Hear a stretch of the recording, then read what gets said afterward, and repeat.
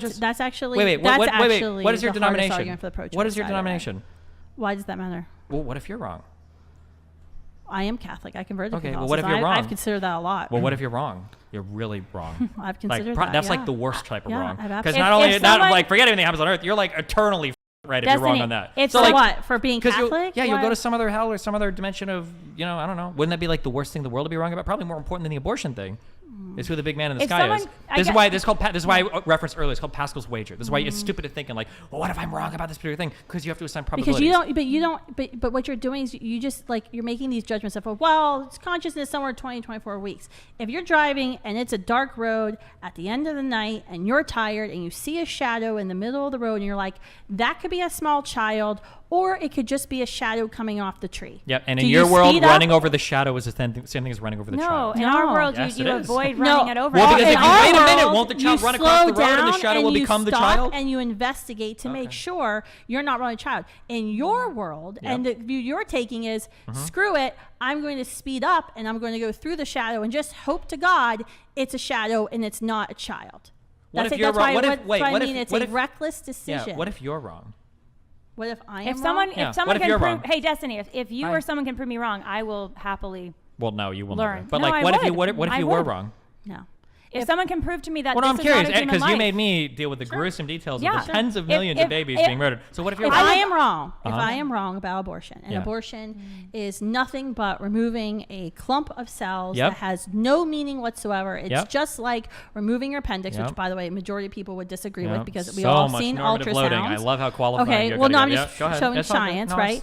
So if I am wrong and it's nothing, and every vaginal canal is suddenly magical and turns nothing into a baby, and the magic conscious fairy too. Yeah, that's right. Because you believe in a lot of magic to justify your position. I'm helping her skill man her. Yeah, go ahead. No, if I am wrong, and this is really magical, what I have done in my life's work in advocating against abortion is saying that women who may not want to gestate another human being in their womb for 9 months had to be inconvenienced. That's what if I am wrong. Okay.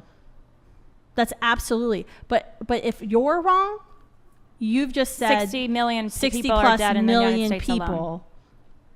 Were killed. Do you think if an 11-year-old is raped, should she be forced to carry that child to term? Now we've moved on to let's address that because I actually was addressing that earlier. Yeah, I want to hear that. Yeah. Let's talk about. I think it's a horrific situation, and we both agree, which is why it's such a loaded question because it's just horrific that she's raped and that no 11-year-old should be pregnant in the first place. Okay.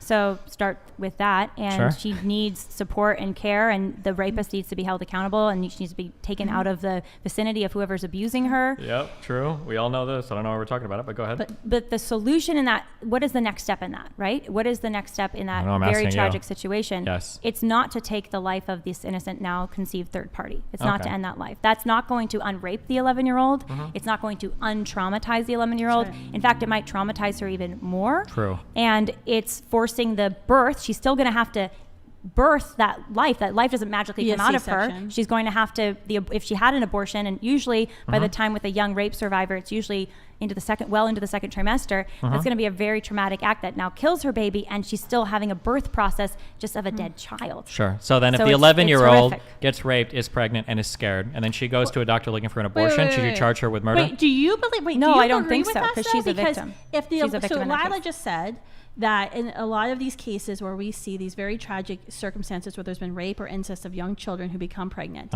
the pregnancy is not often discovered until well into the second trimester, beyond 20 weeks. Beyond consciousness. Do you, well beyond consciousness. Yeah. So do you agree with us that a child who becomes pregnant because of rape or incest with another child who's pregnant with a human being who, as you have said, has consciousness as 24 weeks. Do you think abortion's justified in that case? No, but just because I hate the woman.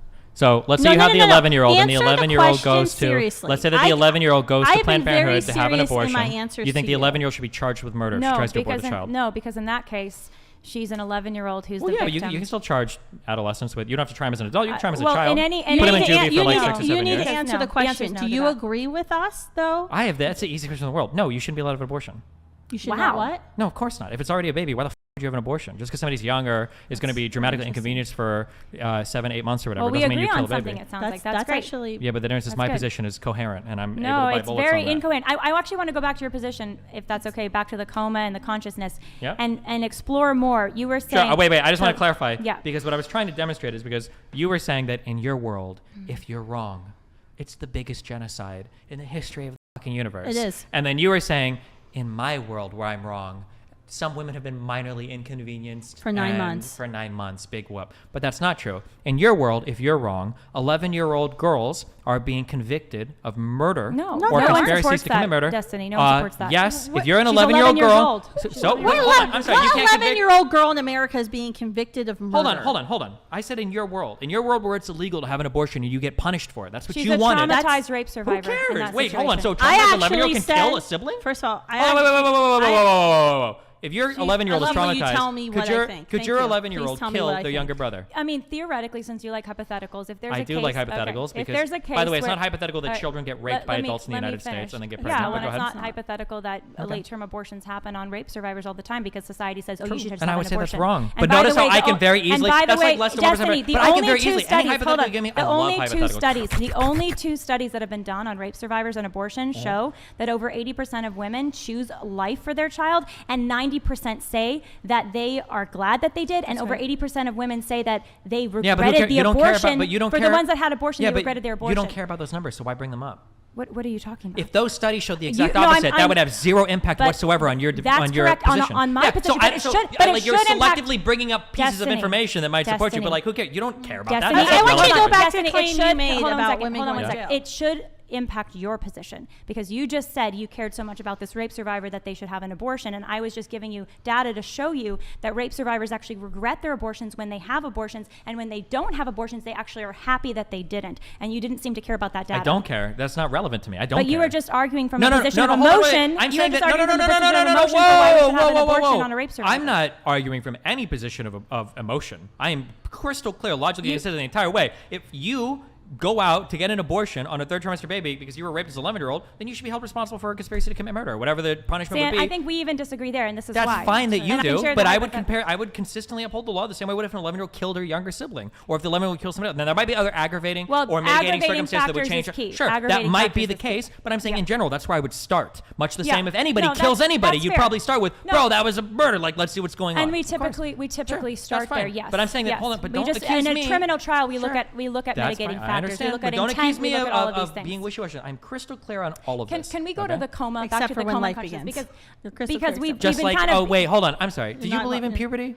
You're not. Do you know when does puberty begin? When does human life begin? When does puberty begin? Okay, guys. I want to know. Because she says, apparently I don't believe in consciousness because I can't give you the precise moment it forms. I'm curious if you believe in puberty. No, that's not the reason why consciousness is a bad argument. It's not fundamentally different. It's a thing that develops in a range of time. It absolutely is. No, because when you develop puberty or when you start puberty doesn't change whether or not you have the fundamental. I never said it did. I'm just pointing to a developmental process that has some period of time. So hold on, Destiny. You were saying consciousness is everything to you. And if you're temporarily unconscious, then that's because we're trying to understand your position. I've already answered this question a million times. I'll answer it for the 7th time. I want to get into the moral intuition thing because where it seemed to land for you, if I'm understanding you correctly, so please correct me if I'm wrong, okay? I really want to understand this. Yes. Where it seemed to land with you is I was trying to really pinpoint why consciousness equals humanity or personhood for you.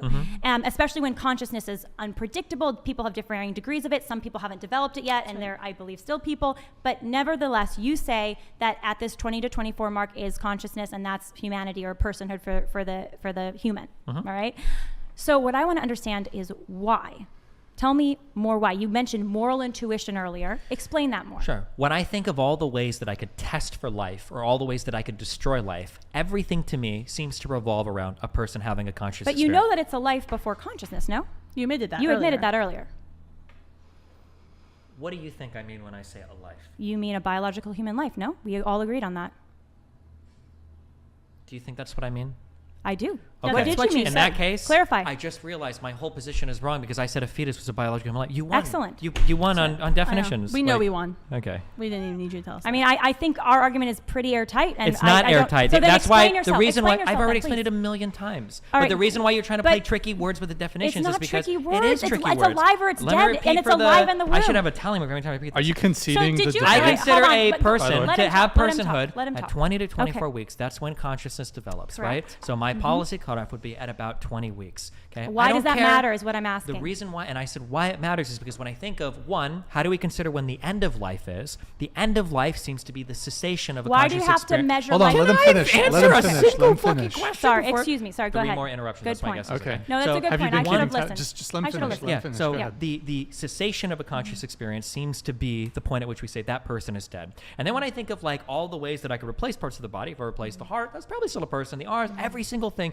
But when you start replacing the brain, something unique seems to be happening there. It seems like we are our brains, the experiences, the memories, the subjective conscious interpretation of the world. That seems to be the thing that's really important to defend.